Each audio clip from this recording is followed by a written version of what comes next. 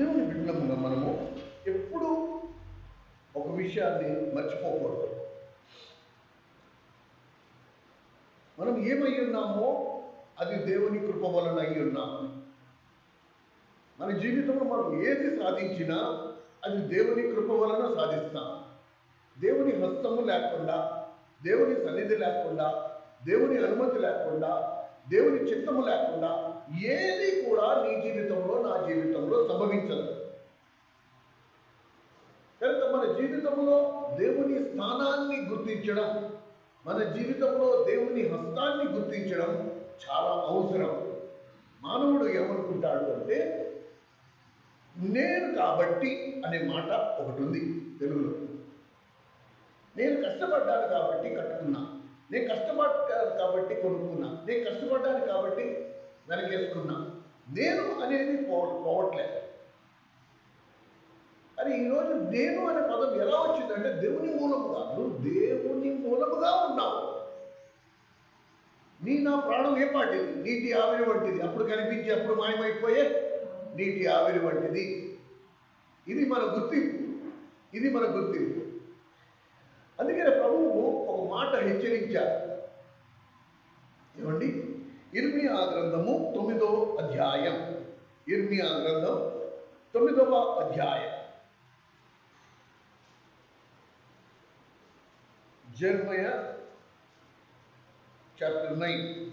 ఇర్మియా గ్రంథం 9వ అధ్యాయం. పేజ్ నంబర్ చెప్పండి తీసిన వాళ్ళు. 635. 23, 24 వచనాలు గమనించగలరు. 23, 24, 636 పేజీలో చూడండి. యెహోవా ఇలాగ సెలవిచ్చుచున్నాడు, జ్ఞాని తన జ్ఞానమును బట్టి, శూరుడు తన శూరుని బట్టి అతిశయింపకూడదు. ఐశ్వర్యవంతుడు తన ఐశ్వర్యమును బట్టి అతిశయింపకూడదు. అతిశయించువాడు దేనిని బట్టి అతిశయించవలెనగా, భూమి మీద కృప చూపుచు నీతి న్యాయమును జరిగించుచున్న యెహోవాను నేనే అని గ్రహించి నన్ను పరిశీలనగా తెలుసుకునే బట్టి అతిశయింపవలను. దేనిని బట్టి అతిశయం? అతిశయం అనే మాటకి అర్థం ఏంటి? గర్వించడం. అతిశయించడం అనే మాటకి అర్థం ఏంటి? గర్వించడం. ఈరోజు నువ్వు దేనిని బట్టి గర్వించాలి అనుకుంటే, యేసుక్రీస్తు ప్రభువుని తెలుసుకుని ఆయనను సొంత రక్షకుడిగా అంగీకరించి ఆయన సన్నిధిలో ఆయన పాదాల యొద్ద కూర్చున్నావు, అందుని బట్టి నువ్వు గర్వించవచ్చు. దాని తప్ప మిగతా ఏ విషయంలో నీలో గర్వం అనేది ఉండడానికి వీల్లేదు. అందుకనే ప్రభు అంటున్నాడు ఏమని? శూరుడు తన శూరుని బట్టి కానీ, జ్ఞాని తన జ్ఞానమును బట్టి కానీ, అందంగా ఉండేవారు తన అందాన్ని బట్టి కానీ గర్వించడానికి అసలు వీలే లేదు. ఏమండి? ఇదే మాట. ఎందుకు ఈ మాట తీసుకున్నాం మనం? ఎందుకు ఇది ఇంత ముఖ్యము అని మనం గమనిస్తే, మనం ప్రభు వలలో పాల్పొందడానికి సిద్ధపడుతున్నాం. కొత్త నిబంధనలో 1 కొరింథీయులకు రాసిన పత్రిక 1వ అధ్యాయంలోనే జీవం కలిగిన దేవుడు ఈ మాట ఉంచాడు. ఎందుకు అంటే మానవునికి ఉన్న వైఖరి, మనిషి నైజం ఇది. తన జీవితంలో ఏదైనా కొంచెం సాధించాము అంటే ఒక విధమైన అతిశయం వచ్చేస్తుంది. ఎందుకు వస్తుందో కూడా నేను చెప్తా. అందుకని పరిశుద్ధాత్మ దేవుడు మనందరితో స్పష్టంగా మాట్లాడునుగా. 1 కొరింథీయులకు రాసిన పత్రిక 1వ అధ్యాయమే దానికి నిదర్శనం. 31వ వచనం. 1 కొరింథీ 1వ అధ్యాయం 31వ వచనం. అతిశయించువాడు ప్రభువునందే అతిశయింపవలనని దేవుని మూలముగా ఆయన మనకి జ్ఞానమును, నీతియు, పరిశుద్ధతయు, విమోచనమాయను. ఆయన మనకి అయ్యాడు. మనం నీతిమంతులు కాము, మనం పరిశుద్ధులము కాము. ఏమండి? మనం జ్ఞానవంతులమైన ఏమీ కాము. ఇవన్నీ మన ప్రభువుని తెలుసుకున్నట వలన, ప్రభువుని మనం అంగీకరించటం వలన మనకి జ్ఞానము, నీతి ఇవి లభించాయి. మన ప్రభుని అంగీకరించాం కాబట్టి. మన ప్రభుని అంగీకరించకపోయి ఉంటే ఇవన్నీ మనకు ఉండేవి కావు. కనుక ఇందులో ఏ విషయంలో కూడా నువ్వు నేను అతిశయించడానికి లేదు. నేను జ్ఞానినని నేను అతిశయించడానికి లేదు. బుద్ధిహీనుడిని చూసి వాడి కంటే నేను జ్ఞానిని అనడానికి లేదు. నీతి తప్పిన వాడిని చూసి నేను నీతిమంతుడిని అనడానికి లేదు.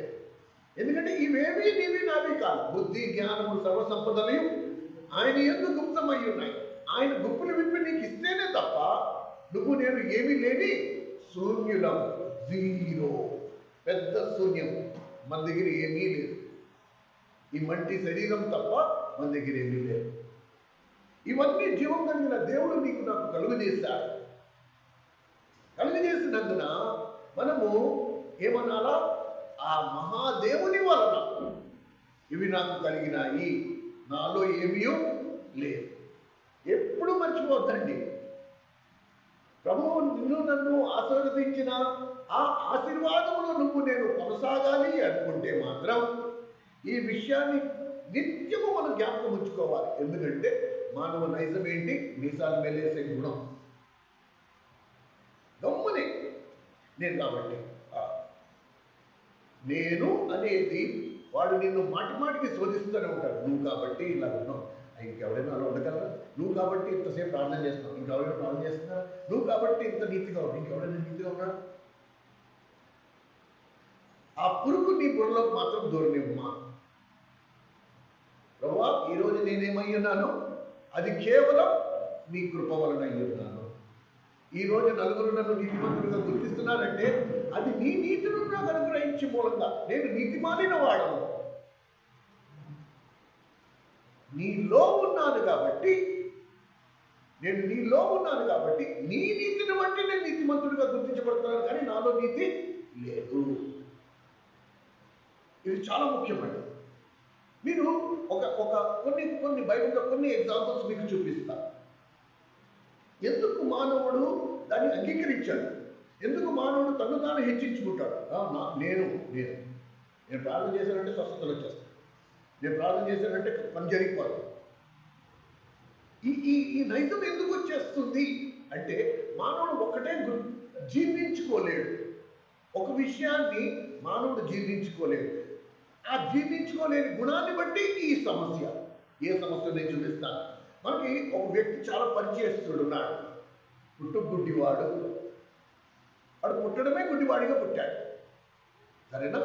ఈ వ్యక్తి మనకి చాలా పరిచయస్తుడు. మీకు ఒక విషయం చెప్తాను, మీకు శాశ్వతంగా జ్ఞాపకం ఉండాలి, శాశ్వతంగా మీ మెదడులో ఉండిపోవాలి అంటే పరిశుద్ధాత్మ దేవుడు ఈ గుడ్డివాడి గురించి ఒక అధ్యాయం మొత్తం రాయించాడు. అధ్యాయం మొదటి వచనం నుంచి ఆఖరి వచనం వరకు ఈ గుడ్డివాడే ఉంటాడు. ఇది యోహాను సువార్త 9వ అధ్యాయం. ఎప్పుడైనా సరే యోహాను 9 అంటే గుడ్డివాడి గురించే. అధ్యాయంలో ఇంకెవ్వరు లేరు, ఆ గుడ్డివాడే, సరేనా? వాని గురించి కొన్ని మాటలు చూద్దాం. యోహాను సువార్త 9వ అధ్యాయం. యోహాను సువార్త 9వ అధ్యాయం మీరు గమనించండి. 30-31 వచనాలు గమనించగలరు. యోహాను సువార్త 30వ అధ్యాయం. పేజ్ నెంబర్ చెప్పాలి, అందరూ తీసుకోవాలి కదా. యోహాను సువార్త 9వ అధ్యాయం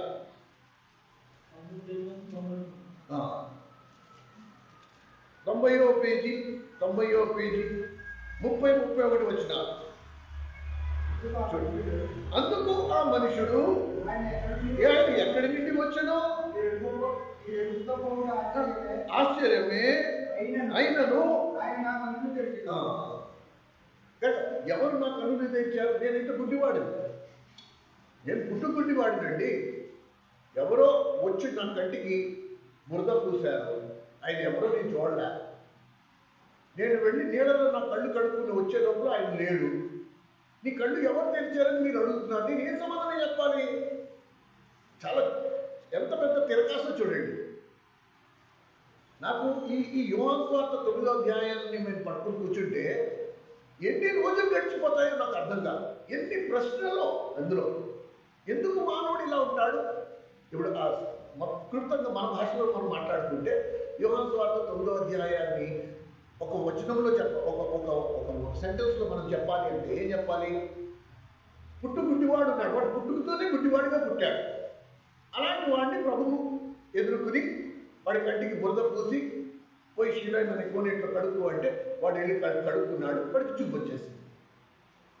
ఇప్పుడు పుట్టుగుడ్డి వాడికి చూపు వచ్చిందని సంతోషిస్తావా, లేకపోతే అసలు వీడికి చూపు ఎందుకు వచ్చిందని బాధపడతావా? చెప్పండి చెప్పండి.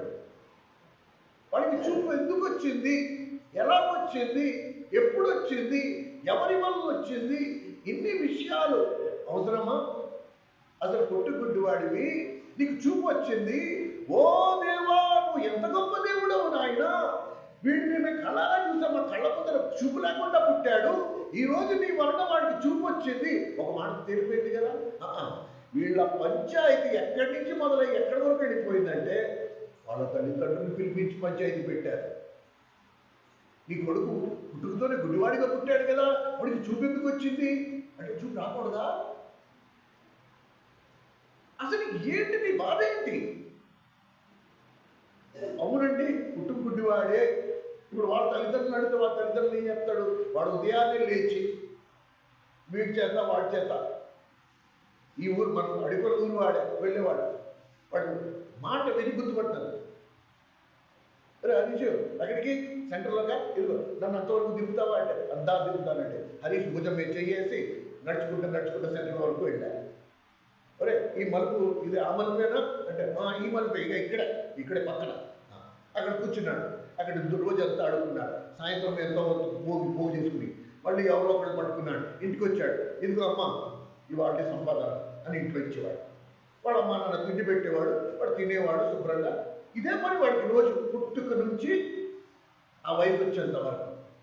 అలాంటి వాడికి యేసుక్రీస్తు ప్రభు ఆ త్రోవంట వెళ్తా ఉంటే ఎవరో ఉన్నారు, రే యేసు ప్రభు వస్తున్నాడు, ఆయన ఒకసారి అడిగితే ఆయన నీకు చూపిస్తాడంటే, అవునా తలింపు మాట నన్ను కరుణించు అనగానే వెంటనే ప్రభు బురద రాసి కంటికి బురద పూశాడు, కనురెప్పలకి బురద పూసి అన్నాడు శిలోయం అనే కోనేటిలోకి వెళ్ళి కడుక్కో అనగానే వాడు వెళ్ళి శిలోయం అనే కోనేటిలో కడుక్కోగానే వాడికి చూపు వచ్చేసింది. చూపు రాగానే పరిగెత్తుకుంటూ వచ్చాడు. వాడు ఎక్కడికి వచ్చున్నాడో అక్కడ పరిగెత్తుకుంటూ వచ్చి చూసేటప్పటికి అక్కడ ఎవరు లేరు. అప్పటికి ప్రభు వెళ్ళిపోయాడు.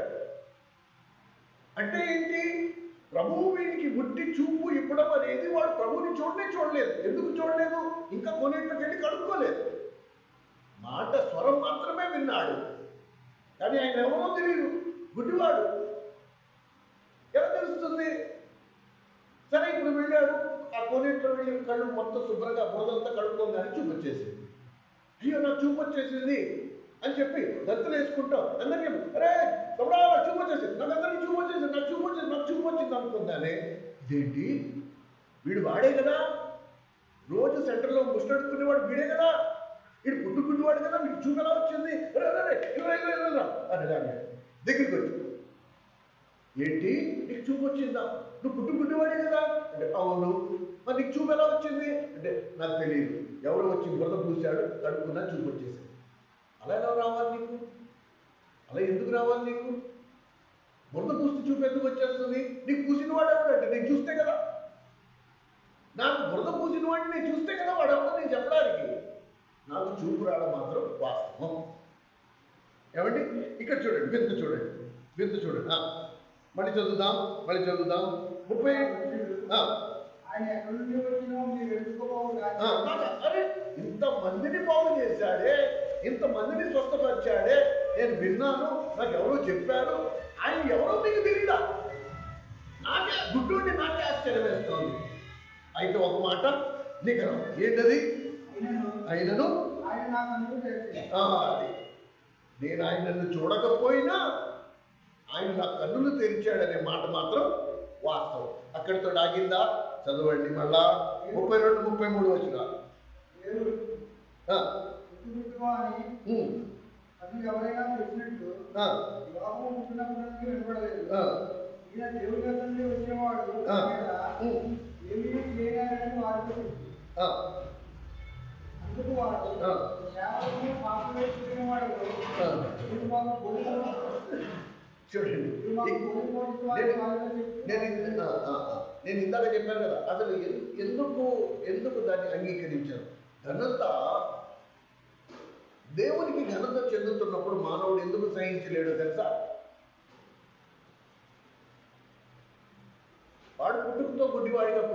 చూపు వచ్చింది. ఇది సంతోషకరమైన వార్త కాదా? సంతోషకరమైన వార్త. ఏమండి, అందరూ ఒప్పుకుంటాం కదా. ఒప్పుకుంటున్నప్పుడు ఇంత పంచాయతీ దేనికి? ఇప్పుడు పంచాయతీ ఎక్కడ మొదలైందో చూడండి. 35వ వచనం నుండి, పరిసయ్యులు వాణ్ణి వెలివేసినని దేవుని కుమారుని విశ్వాసం ఉంచుతున్నావా అని. అందుకు వాడు, ప్రభువా, నేను ఆయన విశ్వాసం ఉంచేటప్పుడు ఆయన ఎవరు నేను చూడలేదు కదా. విశ్వాసం ఉంచడానికి ఆయన ఎవరు నేను చూడలేదు కదా. నేను గుడ్డివాడిగా ఉన్నాను కదా అంటే అప్పుడు ప్రభు అన్నాడు, నీతో మాట్లాడా యేసు, నువ్వు ఆయన చూచుచున్నావు, నీతో మాట్లాడుతున్నవాడు ఆయనే అని ఆయన చెప్పగా అంతటా వాడు, ప్రభువా, నేను విశ్వసించుతున్నానని చెప్పి ఆయనకు బ్రొక్కి అంటే ఆయన్ని ఆరాధించడం మొదలు పెట్టాడు. ఇది వాళ్ళకి నచ్చలే. సమాజంలో ఉన్న మిగతా వాళ్ళకి ఇది నచ్చలే. ఇది దేవుని మూలంగా జరిగింది అనే మాట వాళ్ళకి నచ్చలే. మనం ఎలాంటి సమాజంలో ఉన్నాము అంటే, అనారోగ్యం వచ్చింది, బాగైంది, చాలా తీవ్రమైన అనారోగ్యం వచ్చింది, బాగైపోయింది. మనం ఏమంటాం? ఏదో దేవుడు ముట్టి మనం స్వస్థపరిచాడు అంటామా? ఏమంటాం? భీమవరం, గూడెం, విజయవాడ, 3-4 హాస్పిటళ్ళు, ఇదిగో ఖర్చు, ఇదిగో స్కానింగ్ రిపోర్ట్లు, ఇదిగో బొమ్మలు, ఇన్ని చేస్తే నేను బాగుపడ్డా. ఎప్పుడు కూడా దేవుడు నన్ను స్వస్థపరిచాడనే మాట రాదు. నా లెక్కలు నాకు ఎంత ఖర్చు అయింది.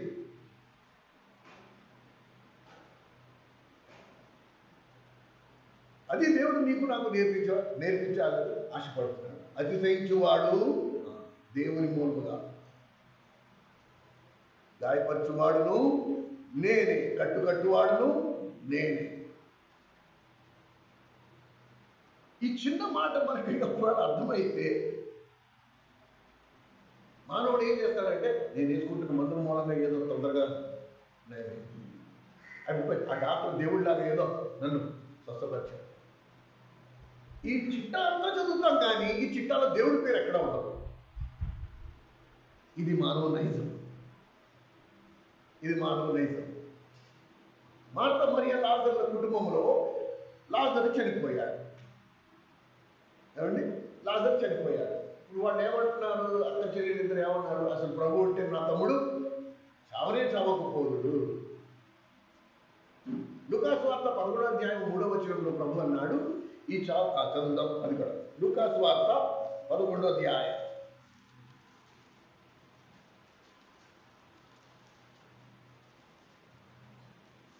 లూకాసు వార్త 11వ అధ్యాయం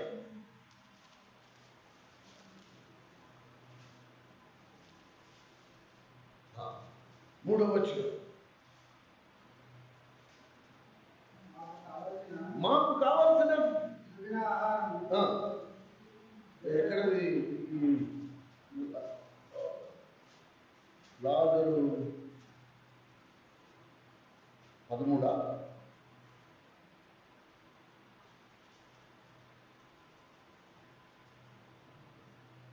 లాజరు చనిపోవడం గురించి ఇది ప్రభు అంటున్న మాట.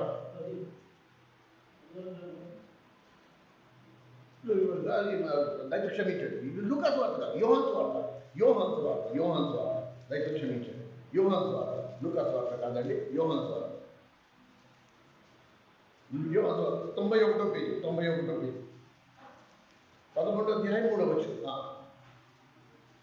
అతని అక్క చెల్లెలు, ప్రభువా, ఇదిగో నీవు ప్రేమించువాడు రోగి అయి ఉన్నాడని ఆయన యుద్ధకు సమాచారం పంపిణీ. యేసు అది విని, ఈ వ్యాధి మరణం కొరకు కాదు, మరణం కొరకు వచ్చినది కాదు,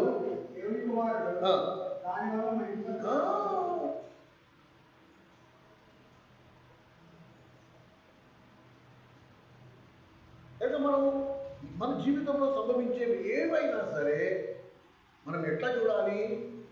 ఇది దేవుని మహిమ కొరకు నా జీవితంలో దేవుడు అనుమతించాడు, దీనివల్ల దేవుడికి మహిమ రావాలి, అందుకే దేవుడు అనుమతించాడు.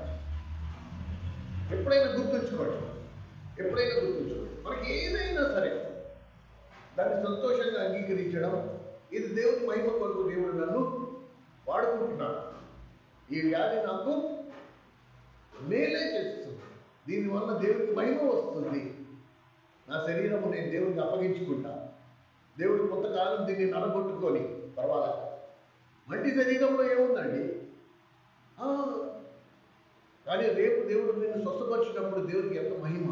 ఎప్పుడైనా గుర్తుంచుకో, ప్రభువా కుమారుడిని నలగొట్టుట తండ్రికి ఇష్టమైంది.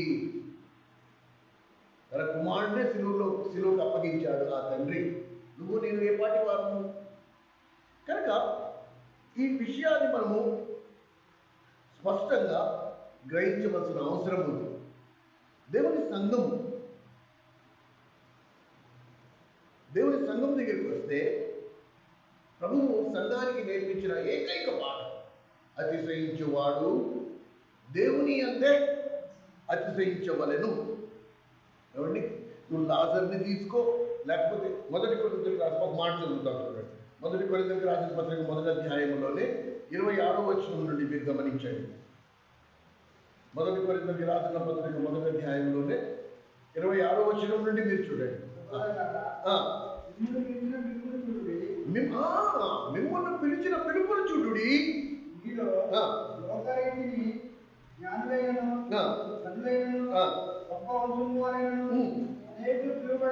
కానీ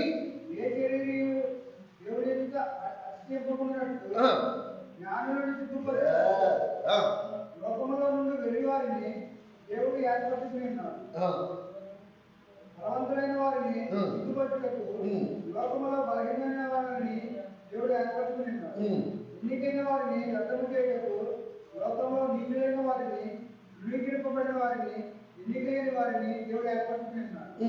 అయితే ఆయన మూలముగా మీరు క్రీస్తు యేసునందున అని చెప్పి ముఖ్యం. అతిశయించువాడు ఇక మీదట ప్రభువునంటే అతిశయించువాలని రాయబడింది నెరవేరట్టు దేవుని మూలముగా ఆయన మనకు జ్ఞానమును, నీతియు, పరిశుద్ధతయు, విమోచనము ఆయన. పరోక్షంగా దేవుడు ఏమంటున్నాడు? మనం జ్ఞానం లేని వారం, నీతి లేని వారం, పరిశుద్ధత లేని వారం, ఇవన్నీ మన దగ్గర లేవు. ఇవి దేవుడు ఇస్తే మనకి కలిగాయి. దేవుడు ఇస్తే మనకి కలిగినప్పుడు దీనిని బట్టి నువ్వు గర్వించడం ఎలా? నువ్వు ఎలా గర్వించగలవు? ఒకప్పుడు నేను ఎలా ఉంటిని, ఒకప్పుడు నేను ఎక్కడుంటిని? మొదటి కొరింథీ 1వ అధ్యాయం 26వ వచనం నుండి ఇందాక మనం చదివిన భాగం సరేనా? కనుక ఇవన్నీ మనం చదువుతుంటే వీటిని ఎందుకు దేవుడు ఇలాగ నిన్ను నన్ను ఎందుకు ఏర్పరచుకున్నాడంటే, జ్ఞాని తన జ్ఞానాన్ని బట్టి అతిశయించి వాడిని సిగ్గుపరచడానికి జ్ఞానము లేని నిన్ను నన్ను.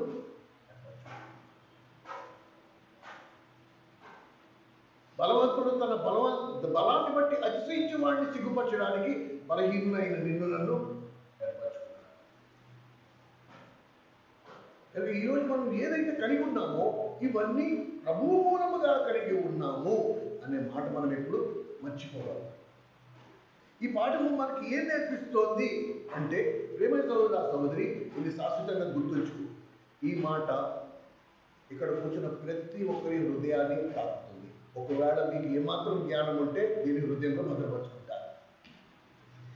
ఇప్పుడు క్రీస్తు ప్రభు రక్తంలో కడగబడిన మనము, క్రీస్తునందు ఈ విషయాలన్నీ మనం తెలుసుకున్న మనం ఇంకా నేను అతిశయించకూడదు అని నేను గ్రహించిన నేను ఇంకో పని నేను చేయాలి. ఇంకో పని మనం ఖచ్చితంగా చేయాలి. మానవునికున్న రెండో అతి పెద్ద బలహీనత తన తోటి వారితో తూకమేసుకోవడం. నేను నీతో పోల్చుకోవడం, నువ్వు నాతో పోల్చుకోవడం. ఇది మనిషికున్న అతిపెద్ద బలహీనత. ఇలా పోల్చుకున్నవాడు, దేవుని లేఖనం ఏం చెప్తుందో నేను చెప్పట్లే ఈ మాట, నన్ను మీరు నా మీద కోప్పడద్దు. దేవుని లేఖనం ఏం చెప్తాడంటే, అలా పోల్చుకున్నవాడు బుద్ధిహీనుడు, జ్ఞానము లేనివాడు అని చెప్తాడు. 2 కొరింథీయులకు రాసిన పత్రిక 10వ అధ్యాయం. 2 కొరింథీయులకు రాసిన పత్రిక 10వ అధ్యాయం ఈ సందర్భాలన్నీ నేను నీకు చూపిస్తున్నా. ఈ సందర్భాలన్నీ దేని గురించి రాయబడ్డాయి అంటే మళ్ళీ అది అతిశయించు వాడి గురించే. 2 కొరింథీయులకి రాసిన పత్రిక 10వ అధ్యాయం తీసుకుని పడిపోయింది. మరి ఎప్పుడు త్వరగా 165వ పేజీ. 2 కొరింథీయులకి రాసిన పత్రిక 10వ అధ్యాయం 12వ వచనం. 2 కొరింథీ 10:12.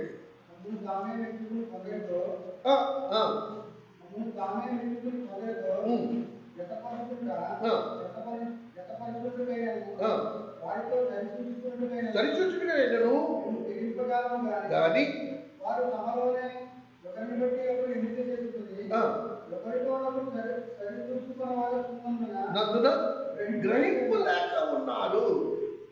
ఒకవేళ నేను నీతో తూకం వేసుకుంటే నేను ఎవరిని? గ్రహింపు లేని వాడిని. నాకు గ్రహింపు లేదు అంటే నేను మూర్ఖుడిని అని దేవుడు చెప్తున్నాడు. లేక నేను నీతో తూకం వేసుకోవడానికి లేదు. ఏమండి, నేను మీతో తూకం వేసుకోవడానికి లేదు. 17-18 వచ్చాక ఇప్పుడు చూడండి, ఏ సందర్భంలో రాయబడింది? మళ్ళీ అతిశయించేవాడు ప్రభునందే అతిశయించవలెను. ప్రభు మెచ్చుకున్నవాడే యోగ్యుడు కానీ తన్ను తానే మెచ్చుకున్నవాడు యోగ్యుడు కాడు. మళ్ళీ ఏ సందర్భంలో రాసింది? 2వ పాఠం మనం నేర్చుకోవాల్సింది ఏంటి? నేను నీతో తూకం వేసుకో. నువ్వే, నేనే. నువ్వు నాకు తూకం కాలేవు. మనం ఎవరితో తూకం వేసుకుంటే ప్రభువుతో. ప్రభు నేను నీలాగా అవ్వాలి. ఎందుకంటే లేఖనం ఏం చెప్తుంది? ఆయన ప్రత్యక్షమైనప్పుడు ఆయన ఎలాగున్నాడో మనము ఆయనను పోలి ఉందుము. కనుక నేను ప్రతిరోజు ఎవరితో తూకం వేసుకోవాలి? ప్రభువుతో. అప్పుడు నా చూపు ఎవరి మీద ఉంటుంది? నిత్యం ప్రభువు మీదే ఉంటుంది. ఆ ప్రభు ఇలా ఉన్నాడు, నేను ఇలా లేను, నేను అలాగ అవ్వాలి, ఇప్పుడు నేను అలా ప్రయాసపడతా. ఓ ప్రభువు ఈ గుణం కూడా ఉంది, నాలో లేదు అంటే నేను ఆ గుణం తెచ్చుకోవాలి. లేకపోతే ప్రభు పాదాలు పెట్టుకొని గోజాడాలి. ప్రభు నాలో ఇది లేదు, నువ్వు నాకు అనుగ్రహించు, నాకు జ్ఞానమునిచ్చావు, నీతినిచ్చావు, పరిశుద్ధతనిచ్చావు. ఇదిగో ఇవి కూడా ఇవి నీ మనస్సు నాకు. కానీ నేను ప్రభువుని చూస్తే నా దృష్టిలో నాకు చిన్నతనం అనిపిస్తుంది. కాబట్టి ఇప్పుడు నేను ఎవరి వైపు చూస్తా? అశ్వంత్ వైపు చూస్తా. వాడికి లేదు కదా, నేను ఉన్నాను కదా. అది ఎంత బుద్ధిహీనత! అది ఎంత బుద్ధిహీనత! కనుక క్రైస్తవ జీవితం ఎలా ఉండాలి? మీకు ఒక విషయం చెప్పరా? నా చిన్నతనంలో మా అమ్మమ్మ వాళ్ళ ఊరు అమలాపురం, మా నాన్నమ్మ వాళ్ళ ఊరు రాజమండ్రి. మేము ప్రతి వేసవకాలం సెలవుల్లో ఢిల్లీ నుంచి 2 రోజులు ప్రయాణం చేసి రాజమండ్రిలో రైలు దిగి మా బామ్మగారు వాళ్ళ ఇంట్లో 4-5 రోజులు ఉండి అక్కడి నుండి బస్సు ఎక్కి అమలాపురం వెళ్ళేవారు. అమలాపురంలో దిగగానే అప్పట్లో గుర్రబళ్ళు ఉండేవి. మాకు చాలా వింత అనిపించేది అన్నమాట. సిటీస్లో గుర్రబళ్ళు అవి చూసేవాళ్ళం కాదు. ఒక కుటుంబానికి సరిపడా పైన కప్పు ఉండేది. అందులో మేము 4 పిల్లలు, మా అమ్మ, మా నాన్న, 6. ఈ 6 కరెక్ట్గా అందులో సరిపోయారు. ఎప్పుడు మాకు ఆశ ఉండేది అందులో వెళ్ళాలని. కానీ మా నాన్న ఎప్పుడు గుర్రబళ్ళు ఎక్కించేవాడు కాదు. ఒక ప్రశ్న నాకు చాలా సంవత్సరాలు వేధించింది. ఏంటంటే ప్రతి గుర్రానికి ఇలా 2 గంతలు ఉండేవి. అసలు మొత్తం కళ్ళే కప్పేసాయి కదా, అది ఎలా పరిగెడుతుంది? దానికి దారి ఎలా కనబడుతుంది అని ఆ గుర్రబండి నిలబెట్టి ప్రశ్నలు వర్షం కురిపించేవాడు. ఈ గంతలు కట్టేసే దానికి ఇలాగ ఎడాపెడా 2 ఇలా ఉన్నాయి ఎడంగా. దానికి కనబడకపోతే ఎలాగంటే వాడు నాకు ఎలాంటి స్టోరీలు చెప్పినవాడు కదా, ఇలా దాన్ని గుర్రాన్ని ఇలా కొడుతూ ఉంటారు కదా, ఆ కర్రని ఆ తిరుగుతున్న చక్రంలో ఈ కర్రలు ఇలాగా మనం ఎడ్లు బండి ఎలా ఉంటుందో అలా అడ్డు పెట్టేవాడు. టక్ శబ్దం వచ్చేది. మేము ఇటుపక్క కుడిపక్కకు తిరగాలంటే కర్ర ఇటు పెట్టేవాడిని. ఈ శబ్దం విని అది కుడిపక్కకు తిరిగేది ఇలా ఒత్తుదే. నో. ఆ తర్వాత బైబిల్ చదివిన తర్వాత అర్థమైంది దాని నోట్లో కళ్ళం. ఆ కళ్ళం ఇటుపక్కకి లాగితే అది ఇటుపక్కకు తిరుగుతుంది, ఇటుపక్క లాగితే అది ఇటుపక్కకు తిరుగుతుంది. గంటలు ఎందుకు పెట్టేవారు అంటే పక్క నుంచి పెద్ద బస్సు వచ్చినా లేకపోతే లారీ వచ్చినా దాన్ని చూసి అది బెదిరిపోకుండా ఉండడానికి గంతలు. దానికి ఎంత ఆ గంతల్లో వచ్చి దానికి ఎంతవరకు కనపడుతుందంటే స్ట్రెయిట్ నేరుగా ఎదురుకుండా రోడ్డు మాత్రమే కనపడేటట్టు ఆ గంతలు ఉండేవి. అది తన త్రోవంతా పరిగెత్తేది. అప్పుడు అర్థమైన వాడు గుర్రానికి గంతలు ఎందుకు కట్టేవారు. క్రైస్తవ జీవితం ఎలా ఉండాలంటే గంతలు కట్టి ప్రభువు చూపిన బాట, ప్రభువు నడిచిన బాట అదొక్కటే. నా దృష్టి దాని మీద ఉండాలి. నా దృష్టి వీళ్ళ మీద, వాళ్ళ మీద, వాళ్ళు ఎలా ఉన్నారు, వీళ్ళు ఎలా ఉన్నారు, వీటి మీద ఉండనే ఉండాలి. ఆ పందెపు రంగంలో నేను ఓపికతో పరిగెత్తాలి. నా పరిధి ఎడపడ 2 గీతలు ఉన్నాయి. నా గీత 2 గీతల మధ్యలోనే నేను పరిగెత్తాలి. గీత ఇటుపక్క దాటినా అటుపక్క దాటినా నా పరుగు ఆగిపోయినట్టే, డిస్క్వాలిఫై. ఇది మనం ఎఫెసీ పత్రిక ధ్యానాల్లో మనం ఆల్రెడీ చదువుతున్నాం. కనుక నేను నీతో తూకం వేసుకోవడానికి లేదు, వాడితో తూకం వేసుకోవడానికి లేదు, నేను భక్తి గారితో తూకం వేసుకోవడానికి లేదు, దేవదాస్ అయ్య గారితో నేను తూకం వేసుకోవడానికి లేదు. నేనే. దేవుడు నన్ను నాలాగే పుట్టించాడు. నీకు అర్థమవుతుందా? కనుక ఈ విషయాన్ని మనం ఎప్పుడు మర్చిపోవద్దు. పావురం కాకి అవ్వగలదా? పావురాన్ని కాకిలాగా మార్చగలమా? పోనీ కాకిని పావురంలాగా మార్చగలమా? కానీ దేవుడు వీటి స్వభావాన్ని మార్చగలడు. కాకి కాకిలాగే ఉంటుంది, కానీ పావురం వంటి స్వభావం కాకికి ఇవ్వగలడు. మీకు ఈ విషయం తెలుసా? రండి ఆది కాండము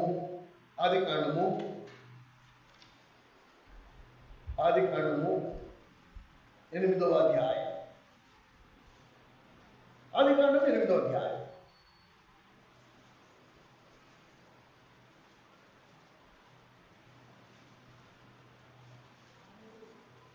ఆరో పేజీ. ఆది కాండం 8వ అధ్యాయం 6వ వచనం నుండి చూద్దాం. 40 దినములైన తరువాత నోవహు తాను చేసిన ఓడ కిటికీను తెరిచి ఒక కాకిని వెలుపలకి పోవిడ్చెను.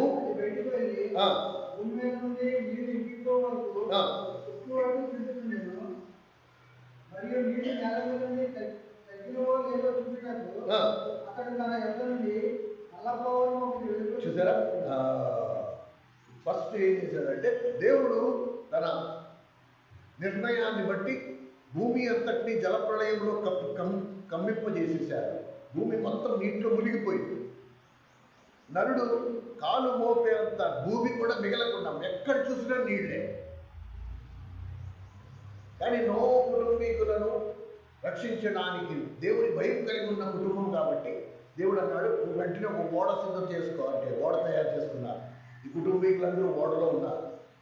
ఆయా జాతి పక్షులు అవన్నీ కూడా ఓడలో ఉన్నాయి. అన్నీ సురక్షితంగా ఓడలో ఉన్నాయి. జలప్రళయం వచ్చేసింది. జలప్రళయం దేనికి సంకేతం? దేవుని ఉగ్రతకు, దేవుని తీర్పుకు. జాగ్రత్తగా వింటున్నారా?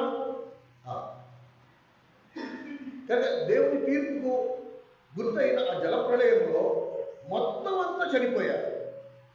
భూమి మీద ఉన్న సకల విధమైన జంతువులు చనిపోయాయి. మనుషులందరూ చనిపోయారు.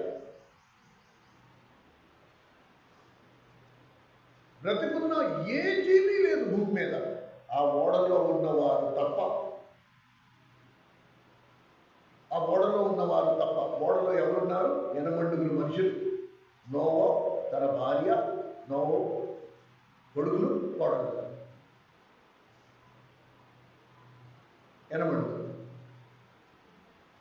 దేవుడు ఆజ్ఞ ప్రకారంగా ఆయా జాతి పక్షులు అవన్నీ జంటగా ఆ ఓడలు ఉన్నాయి.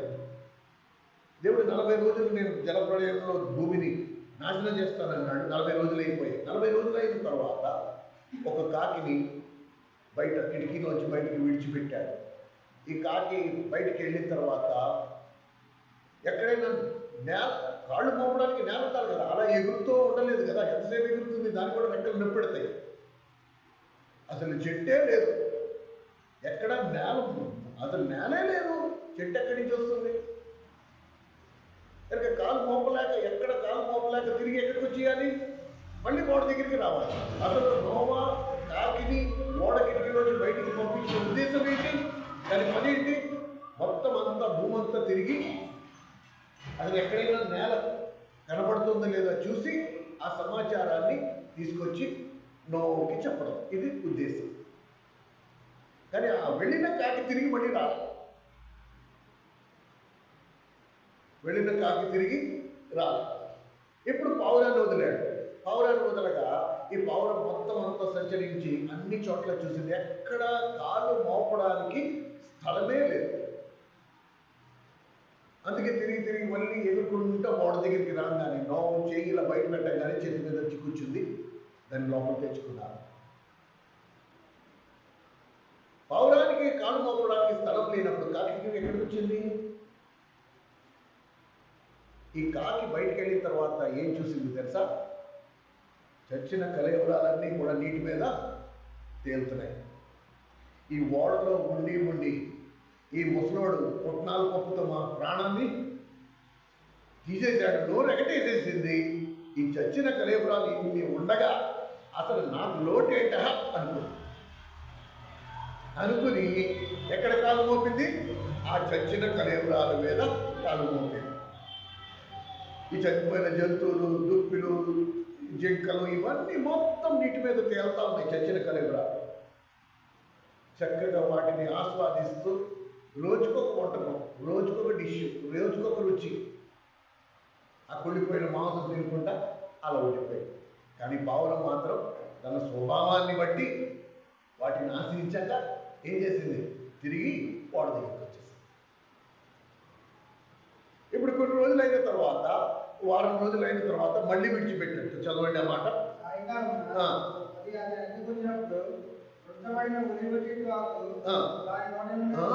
ఇప్పుడు ఒలివ చెట్టు ఆకు నోట్లో పట్టుకుని వచ్చింది. ఎప్పుడైతే ఒలివ చెట్టు ఆకు నోట్లో పట్టుకుని వచ్చిందో వెంటనే నోవాకి ఏమర్థమైపోయింది? ఓహో, నీళ్లు ఇంకినాయి, ఇప్పుడు చెట్లు కనబడుతున్నాయి, కాబట్టి చెట్టు ఆకు ఇది పట్టుకుని వచ్చింది.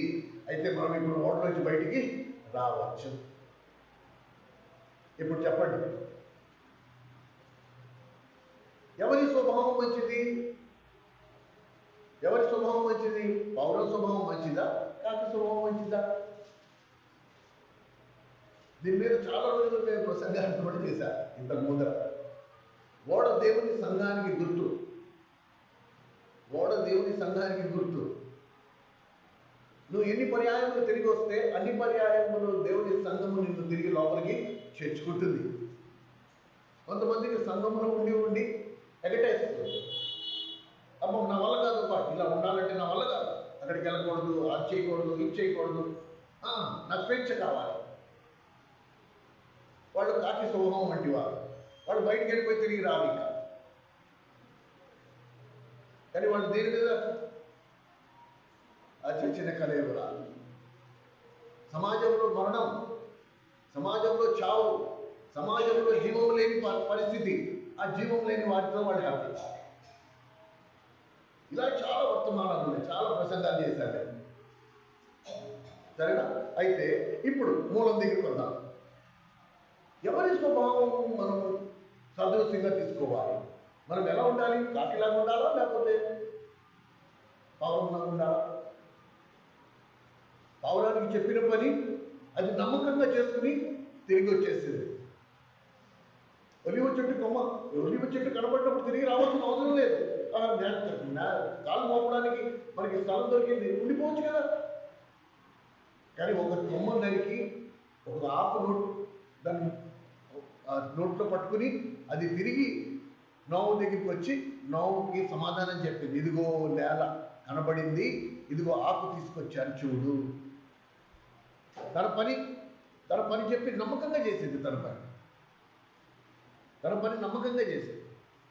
కనుక మనం దీనిని బట్టి ఏమి నేర్చుకోవాలి అంటే, కాకి స్వభావం వెంటనే మనకేమనిపిస్తుంది అంటే, కాకి స్వభావం మంచిదా లేకపోతే గొర్రె స్వభావం మంచిదా అంటే ఎక్కడికి వచ్చేస్తాం మనం తీర్పుకి?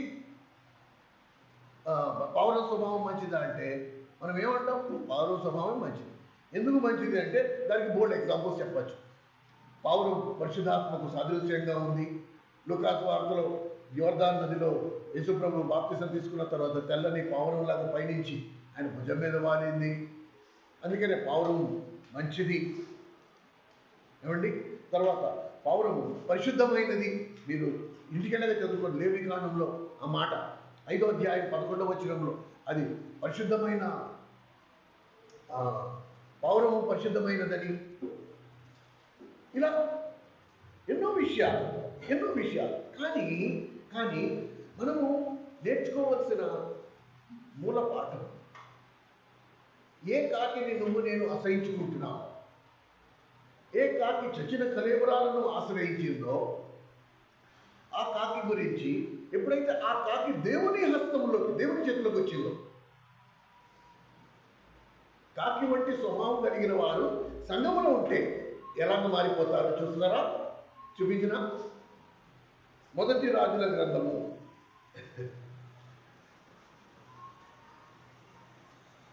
10 మనం చదివిన అంశంలో కాకి బయటికి వెళ్ళి ఏది చూసిందో పావురం కూడా అదే చూసింది. కానీ పావురం తిరిగి వచ్చింది, కాకి తిరిగి రాలా. ఏమండి? అదే కాకి ఇప్పుడు దేవుని చేతిలోకి వచ్చేటప్పటికి ఎలా మారిందో మీరు గమనించగలరు. మొదటి రాజుల గ్రంథం 17వ అధ్యాయం 1వ వచనం నుండి చదువుదాం. అంతటా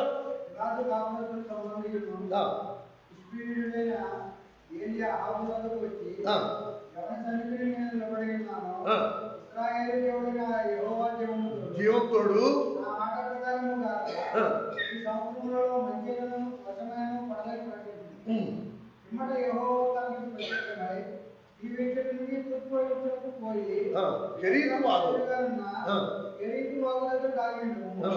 ఆ వాగు నీరు రాగులకు అతనికి ఇక ఆహారం తెచ్చినట్లు నేను కాకోలంలో ఆజ్ఞాపించుకుని అతనికి తెలియజేయగా.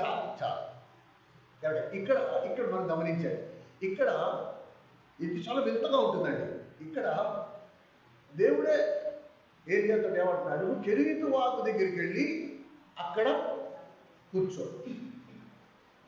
ఆ కెరీతు వాగు నీళ్లు తాగు, నీకు దాహం వేస్తాయి. నిన్ను పోషించడానికి నేను ఎవరిని పంపుతాను? కాకులను. ఒక కాకి కాదు, కాకులను. ఇప్పుడు కాకి స్వభావం ఏంటి? ఎప్పుడైనా కాకి నీకు తీసుకొచ్చి ఇవ్వడం చూసావా? మన ఊర్లో మీరు కాకులు చూడండి, నువ్వు ఒక రొట్టె ముక్క వేస్తే ఎన్ని కాకులు కొట్టుకుంటాయి?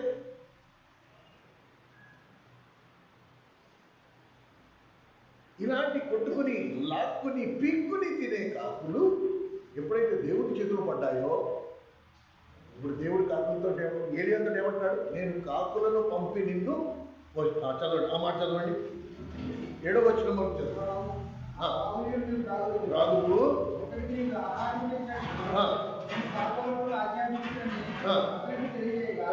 అతడు పోయి యెహోవా జన్మచొప్పున యోర్దాను ఎదురుగా కెరీతు వాగు దగ్గర నివాసం చేసింది.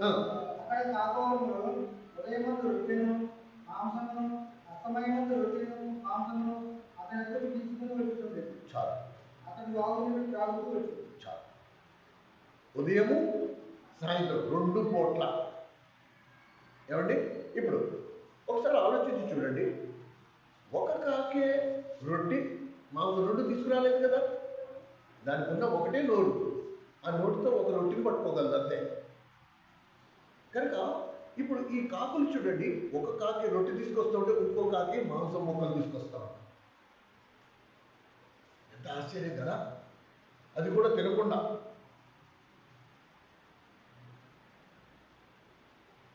ఈ వచ్చిన భాగం నేను చదువుతున్నప్పుడు నాకు ఏమనిపించింది అంటే,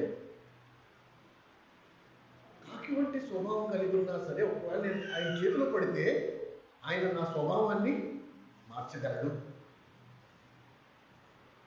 నన్ను అనేకులకు ఆశీర్వాదకరంగా చేయగలడు. కాకి అపవిత్రమైనది అని రాస్తుంది కూడా. కాకి అపవిత్రమైనది. ద్వితీయోపదేశ కాండం 14వ అధ్యాయం. ద్వితీయోపదేశ కాండము 14వ అధ్యాయం. ఇగో చూడండి,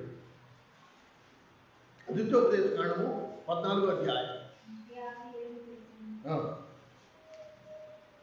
12, 13, 14 వచనాలు గమనించగలరు. ద్వితోపదేశకాండము 14వ అధ్యాయం. పవిత్రమైన ఆ, ప్రతి పక్షి మీరు తినవచ్చును. ఆ, మీరు తినడానికి ఏమనగా పక్షిరాజు, పెద్దబోరువ, గౌసు పక్షి, ఇల్లిగడ్డ, నక్క, తెల్లగడ్డ, ప్రతి విధమైన కాకి, చూసారా? కాకి అపవిత్రమైనదంట. ధర్మశాస్త్రంలో కాకి అపవిత్రమైనది. కానీ జీవం కలిగిన దేవుడు అపవిత్రమైన దానిని వాడుకుని తన ప్రవక్తను పోషించాడు. ఏ కాకి చచ్చిన కలేబరాల మీద, ఏ కాకి స్వార్థంతో ఉండే కాకి, స్వార్థ స్వభావం, తన కడుపు నింపుకోవాలనే కాకి, అలాంటి కాకి దేవుడి చేతిలో పడగానే ఎలా మారిపోయిందో చూడండి. దేవుని ప్రవక్తకు రొట్టె తీసుకున్నాడు. ఒక కాకి రొట్టె తీసుకొచ్చి అక్కడ పెడుతుంది. అది ఒక్కసారి కళ్ళు మూసుకుని ఊహిస్తే ఎలా ఉంటుంది సార్? కాకి ఆహారం వడ్డించినట్టు. ఒక కాకి వచ్చి రొట్టె వడ్డించి వెళ్ళిపోయింది, ఇంకో కాకి మాంసం వడ్డించి వెళ్ళిపోతుంది. ఎంత వింత కదా, ఎంత ఆశ్చర్యం. ఇది దేవుని శక్తి, ఇది దేవుని శక్తి. అతిశయించువాడు తనను బట్టి కాక తను నమ్ముకున్న దేవుని బట్టి అతిశయించవలేను.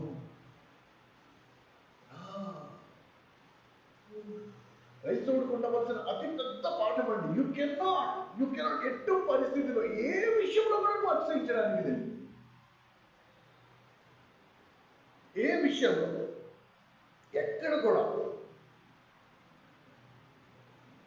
ఈ విషయంలో నేను గొప్ప అనడానికే లేదు. ఈరోజు నేనేమై ఉన్నానో అది దేవుని కృప వలన. ఓ ప్రభా, నీ చల్లని హస్తం నా మీద ఉంది కనుకనే నేను ఇలా ఉన్నా.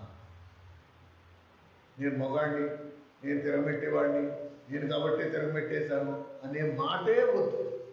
పొరపాటు కూడా రాని మాట. దేవుడు ఏమంటున్నాడు? నేను నీకు ఆరోగ్యం, క్షేమం నేను కలుగు చేసినందున నువ్వు తెచ్చుకుంటున్నావు. అది కూడా నేను నీకు కలుగు చేసిన. ఆకాశ పక్షులు చూడుడి, అవి విత్తుతున్నాయా, కోస్తున్నాయా, వాటిని నేను ఎలా పోషిస్తున్నాడు దేవుడు? వాటికి చెప్తున్నాడు, ఇదిగో పలానా చోటికి వెళ్ళు, అక్కడ నీకోసం నేను ఆహారం సిద్ధపరిచి ఉంచాను. ఆ పక్షులు నేరుగా దేవుని మాట పెట్టినాయి, అక్కడికి వెళ్తున్నాయి, అక్కడ వాటి ఆహారం దొరుకుతుంది, అవి తీసుకుంటున్నాయి, చక్కగా ఉంటున్నాయి. అలాగే నీకు నాకు ఏ రోజుకి ఆ రోజు ఇదిగో పలానా చోటికి నీకు ఈ ఆహారం తీసుకెళ్ళి. మనుషులమైన మనం ఎంత ఉదీహరణం అంటే, ఎప్పుడైతే మనం అతి తెలివితేటలు ఉపయోగించి దేవుడు ఇచ్చిన దానికంటే ఇంకా ఎక్కువ నేను కూడగొట్టుకుంటాను, అప్పుడు వ్యాధులు, అప్పుడు రోగాలు, అప్పుడు బాధలు. బ్యాలెన్సింగ్ అవ్వాలి. ఎప్పుడు కూడా దేవుడు సమతుల్యత కలుగు చేస్తూ ఉంటాడు. కనుక బ్యాలెన్సింగ్ అవ్వడానికి బెజ్జాలు పెడుతూ ఉంటాడు. చిన్న బరువు ఎక్కువైపోతే మళ్ళీ మొయ్యలేము. అందుకని చిన్న చిన్న రంధ్రాలు మంచిది, అది అవసరం. లేకపోతే మనం ఇంకెవరి మాట వినం, నేనే దేవుడిని అనేస్తాను. అందుకే స్పీడ్ బ్రేకర్స్ మన జీవితంలో, మన క్షేమం కొరకు. వాడు అరే మెల్లిగా మెల్లిగా మెల్లిగా అంటున్న వాడు వింటున్నాడా? అశోధన చూడండి, వాడు వింటాడా? అసలు వెండు. వాడు కింద పడేంత వరకు వాడు వెండు, ఇటు అటు పరుగునే పరుగునే పరుగు. వెనకాల ఎవరే జాగ్రత్త, మెల్లిగా మెల్లిగా పరిగెత్తద్దు, మెల్లిగా పడిపోతావు. ఎందుకంటే దేవుడు కూడా. కనుక ప్రేమ సోదర సహోదరి, ఇంకొక మాట నేను చెప్పి ముగిస్తా.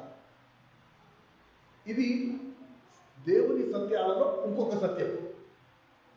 రండి చూద్దాం. 1 కొరింథీయులకు రాసిన పత్రిక 4వ అధ్యాయం. 1 కొరింథీయులకు రాసిన పత్రిక 4వ అధ్యాయం. 1 కొరింథీ 4వ అధ్యాయం.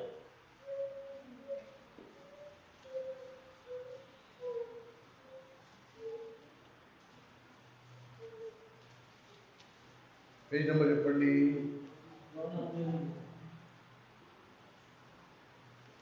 148. 4వ అధ్యాయము 7వ వచనం. ఎందుకనగా ఆదిత్యము కలగజేయవాడు నీకు కలిగిన వాటిలో పరుని వలన నువ్వు పొందనిదేది? నీవు పొందనట్టు నీవు అతిశయింపనేలా. అదిగో చూసారా? ఎందుకనగా సరే 6వ వచనం చదువు. సహోదరులారా సహోదరులారా, మీరు మమ్మల్ని చూసి లేఖములందు రాసిన సంగతులను అతిక్రమింపకూడదని నేర్చుకుని మీరు ఒకరి పక్షమున అయోధుల మీద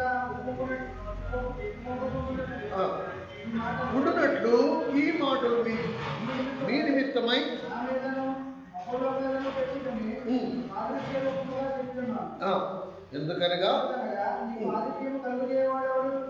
నీకు కలిగిన వాటిలో పళ్ళు వలన పొందినది ఏది?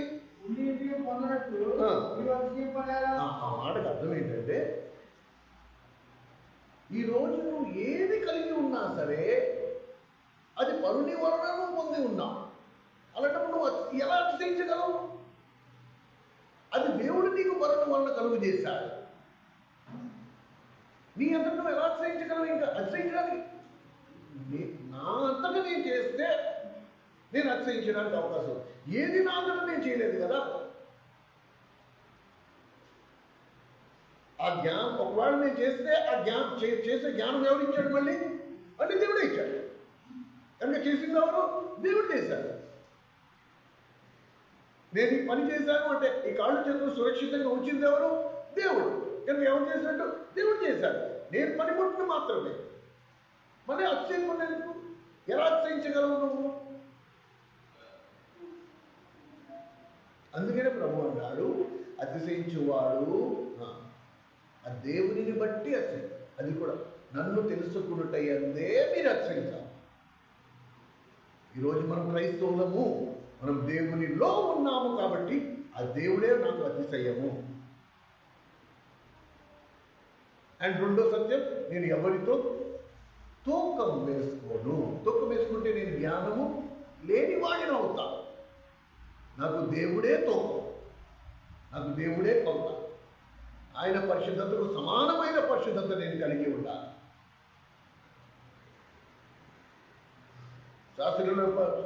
శాస్త్రుల నీతి కంటేను పరిసర నీతి కంటేను మీ నీతి అధికము కాని ఎడల. శాస్త్రుల నీతి పరిశీల నీతి దేంతో సమానం? ధర్మశాస్త్రంతో సమానం. ఈ బైబిల్ గ్రంథం యొక్క వాక్యంతో సమానం. దీనికంటే నీ నీతి నా నీతి అధికం కావాలంటే ఎవరితో సమానం అవ్వాలి? క్రీస్తు నీతితో సమానం అవ్వాలి.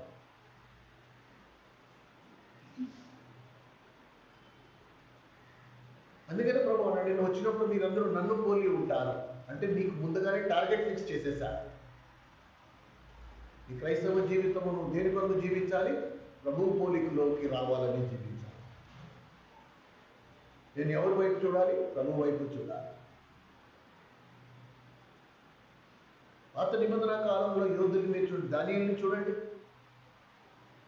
దానియేలు ఎగ్జాంపుల్ తీసుకుంటే ఈ కలభావం చూద్దామా? ఒకసారి చదువుకుని ప్రార్థన చేసుకుందాం. దానియేలు గ్రంథం 2వ అధ్యాయం 26వ వచనం. దానియేలు గ్రంథం 2వ అధ్యాయం 26వ వచనం.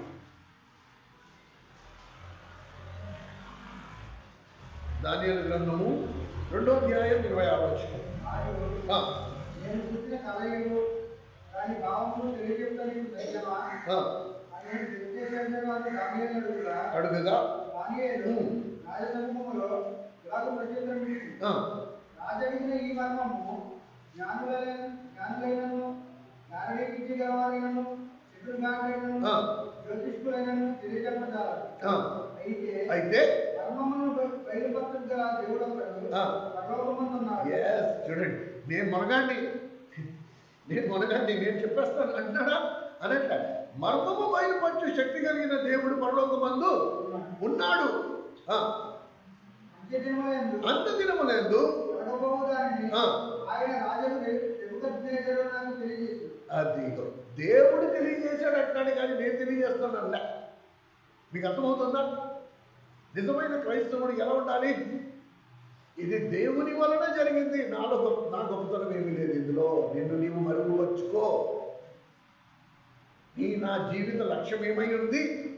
దేవుని ప్రత్యక్షపరచడం, దేవుని కనపరచడం, దేవుడు తెలియని వారికి దేవుని గురించి చెప్పడం, దేవుణ్ణి ఎదురు పెట్టడం, ముందు పెట్టడం చాలా అవసరం అండి. చాలా చాలా అవసరం. ఇలా ఎన్ని మీరు కూర్చుంటే నేను ఓపికగా ఇవన్నీ నేను చూపించాను. కొత్త నిబంధన కాలం వచ్చిన తర్వాత ఇది ఎలా జరుగును, ఇది ఎలా జరుగును? మరియమ్మకి ఆ డౌట్ వచ్చేసింది. మరియమ్మకి ఆ డౌట్ వచ్చింది. మీరు లూకా సువార్త 1వ అధ్యాయం 34వ వచనంలోకి వస్తే దేవదూత మరియమ్మకి ప్రత్యక్షమయ్యేది. నువ్వు దేవుని వలన గర్భవతి అవుతావు, పరిశుద్ధాత్మ వలన గర్భవతి అవుతావు. ఇది ఎలా సాధ్యం? ఇది ఎలా సాధ్యం? మాట చదవండి. లూకా సువార్త 1వ అధ్యాయం 34వ వచనం. అందుకు మరియా, నేను పురుషుడు ఎరుగని దానినే ఇది ఎలాగో దొరుకుతానగా దోత పరిశుద్ధాత్మ నీ మీదకి వచ్చును, సర్వోన్నతని చెప్పి నేను కమ్ముకున్నాను కనుక పుట్టబోము శిశువు పరిశుద్ధుడై దేవుని కుమారుడు అన్నాడు. మరియు ఈ బంధువురాలు ఎలిజబెత్ కూడా తన వృద్ధాప్యమందు ఒక కుమారుని గర్భం ధరించి ఉన్నది. పుట్టాలబడిన ఆమెకు ఇది 6వ మాసం. దేవుడు చెప్పిన ఏ మాట వ్యర్థము కానేరని ఆమెతో చెప్పి అందుకు మరియా, ఇది 38వ వచనం అండర్లైన్ చేసుకోండి. అందుకు మరియా, ఇదిగో ప్రభు దాసురాలను ఈ మాట చొప్పున నాకు జరుగుగాక. అబ్బా, ఆ మాట, ఆ సమాధానం చూడు. అందుకు ప్రభువా నీ దాసురాలను నీ మాట చొప్పున నాకు, అంటే ఏముంటుంది? నాకు వివాహం కాకుండానే నేను గర్భవతి అయితే నా మీద పడే నిందలేంటో నాకు తెలుసు, కానీ అది నాకు అంగీకారమే. అది నాకు అంగీకారం. లేక నువ్వు దేవుని కొరకు నిలబడతావా? నీకు నిందలు తప్పవు, నీకు అవమానాలు తప్పవు. కానీ మరియమ్మలాగా నీ సమాధానం ఏమై ఉంది? అందుకు ప్రభువా నేను సిద్ధమే అంటున్నావా? నన్ను ఎవడు మాట అనద్దు, నేను పడను, నన్ను ఎవరు నిందించకూడదు, నన్ను ఎవరు దూషించకూడదు, అందరూ నన్ను పొగడాలి, అందరూ నాకు దండలు వేయాలి, అందరూ నాకు సన్మానాలు చేయాలి అనుకుంటేవా? మరియమ్మకి దగ్గర దర్దాపుల్లో పడదు. ఇది ఎలా సాధ్యమంటే దేవునికి అన్నీ సాధ్యమే. అవునా ప్రభా? అయితే చలో, నీ దాసురాలను నేను సిద్ధమే, ఐఎమ్ రెడీ, నేను లోపడతా. నాకు తెలిసి ఏమవుతుందో. 45వ వచనం చూడండి. ఆమెకు తెలియజేసిన మాటలు సిద్ధించును కనుక నమ్మిన ఆమె ధన్యురాలు. సార్, నమ్మిన ఆమె ధన్యురాలు. ఈ రోజు నువ్వు నమ్మితే నువ్వు ధన్యురాలు అవుతావు. ఈ రోజు నువ్వు నమ్మితే నువ్వు ధన్యుడు అవుతావు. ఓ ప్రభా, కాకి వంటి స్వభావం అయిన నేను, ఎవరికి మేలు చేసే స్వభావం లేని నేను కాకినైనప్పటికీ నువ్వు నా స్వభావాన్ని మార్చగలవు.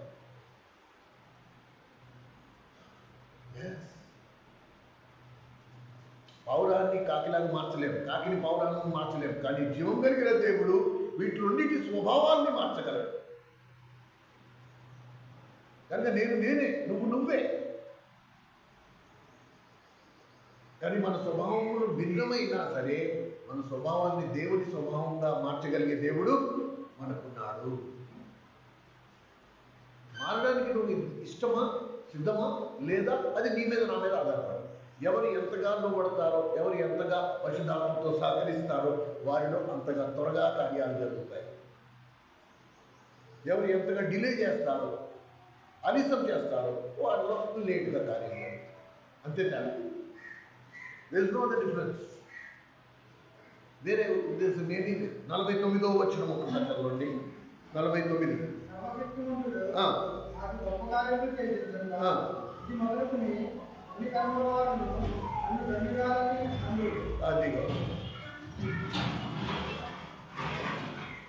ప్రతి తరము వారు నన్ను ధన్యురాలందరూ. ఏట ధన్యురాలు పెళ్లి కాకుండా కనుగొట్టవడమా?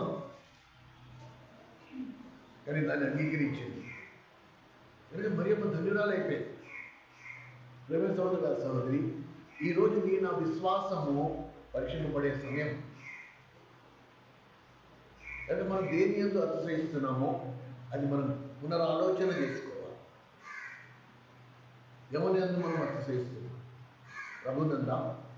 ప్రభుని తెలుసుకుంటే అనే ప్రభువులో ఉన్నందున ఆయన మనకి జ్ఞానమును, పరిశుద్ధతయు, నీతియు అయ్యాడు గనక ఈ మూడు మనకి లభించాయి. ఆయన నీతి, ఆయన జ్ఞానము, ఆయన పరిశుద్ధత మనకి కలిగినాయి. అందును బట్టి మనము అతిశయిస్తున్నాము. లేకపోతే మన నీతిని బట్టి, మన జ్ఞానాన్ని బట్టి, మన పరిశుద్ధతని బట్టి మనం అతిశయిస్తున్నాము. ఇది మనం పరీక్షించుకోవాలి. దేవుని లేఖనం చాలా స్పష్టం.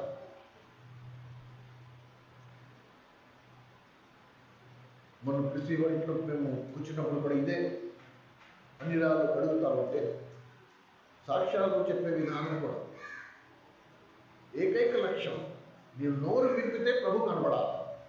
నీ నోరు విప్పావా ప్రభు కనబడాలి. నువ్వు కాదు, నువ్వు నోటితో పలికిన ఏ మాట అయినా సరే నీ మాటకి అర్థము ప్రభు కనబడేటట్టు వినేవాడికి ప్రభు కనబడుతూ ఉండాలి. నీ సాక్ష్యం నువ్వు చెప్తుంటే ప్రభు కనబడాలి, నువ్వు కాదు. సో ఒకరి సాక్ష్యము వింటే మనకు అర్థమైపోతుంది ఈ సాక్ష్యం దేవునికి మహిమకరమైన సాక్ష్యమా కాదు, ఈ సాక్ష్యం ఎవరి గురించి చెప్తున్నాడు మనకు అర్థమైపోతుంది. చాలా ఇంపార్టెంట్ అండి ఈ విషయాలు మనం తెలుసుకోవాలి. రండి ప్రార్థన చేసుకుని ప్రభు వాళ్ళలో పాల్గొందాం.